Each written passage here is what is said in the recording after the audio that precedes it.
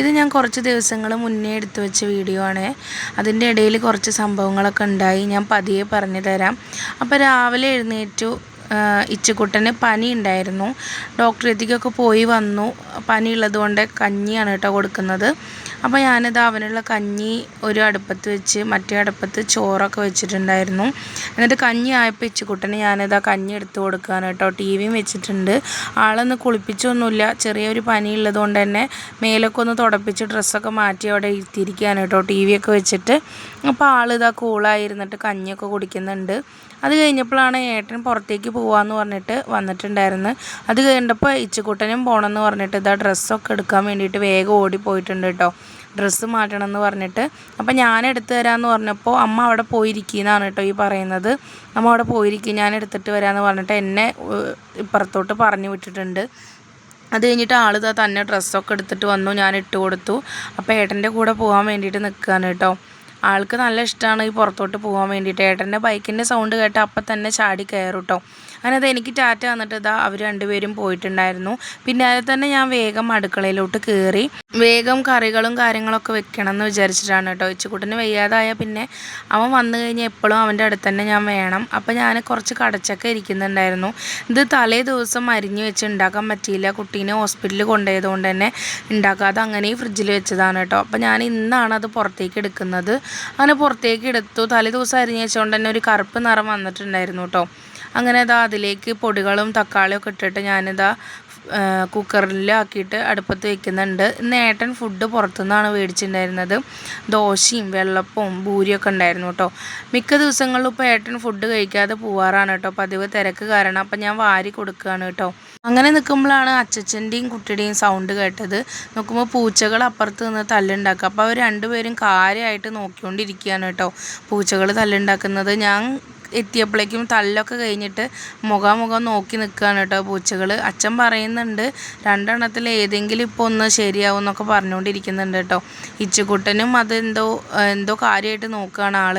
അങ്ങനെ രണ്ടുപേരും അവിടെ നോക്കിക്കട്ടെ എന്ന് പറഞ്ഞിട്ട് ഞാൻ വീണ്ടും അടുക്കളയിലോട്ട് ചെന്നു കേട്ടോ. അപ്പോൾ ഞാൻ വറുത്തരച്ചിട്ട് ഉണ്ടാക്കാമെന്ന് വിചാരിച്ചിട്ട് കുറച്ച് തേങ്ങയൊക്കെ ചിരകി വെച്ചിട്ടുണ്ടായിരുന്നു. വറുത്തരച്ചിട്ടാണ് കേട്ടോ കടച്ചക്ക കറി വെക്കുന്നത്. അതാകുമ്പോൾ 2 ദിവസത്തേക്കാവുമല്ലോ. ഞാൻ അങ്ങനെയാണ് വെക്കാറ് കറികൾ, ഡെയിലി വെക്കുകയൊന്നുമില്ല കേട്ടോ. 2 ദിവസത്തേക്കാണ് കറിയൊക്കെ വെക്കാറ്. അപ്പോൾ കുറച്ച് തേങ്ങയും കറിവേപ്പിലയും കുറച്ച് എണ്ണയൊക്കെ എടുത്തിട്ട് തേങ്ങ ഒന്ന് മൂപ്പിച്ചെടുക്കുന്നുണ്ട്. പിന്നെ ഉപ്പേരി വെക്കാൻ ഒരു കാബേജ് ഉണ്ടായിരുന്നു. അപ്പോൾ അത് പകുതിയാക്കിയിട്ട് അതിൻ്റെ പകുതി ഭാഗം മാത്രം എടുത്ത് ഉപ്പേരി വെക്കാമെന്ന് വിചാരിച്ചിട്ടാണ് കേട്ടോ. അപ്പോഴേക്കും കഷ്ണങ്ങളൊക്കെ വെന്ത് വന്നിട്ടുണ്ട്. തേങ്ങ അവിടെ ചൂടാറാൻ വേണ്ടി വെച്ചിട്ടുണ്ട് കേട്ടോ. അപ്പോഴേക്കും കാബേജ് ഇതാ ഞാൻ എടുത്തു.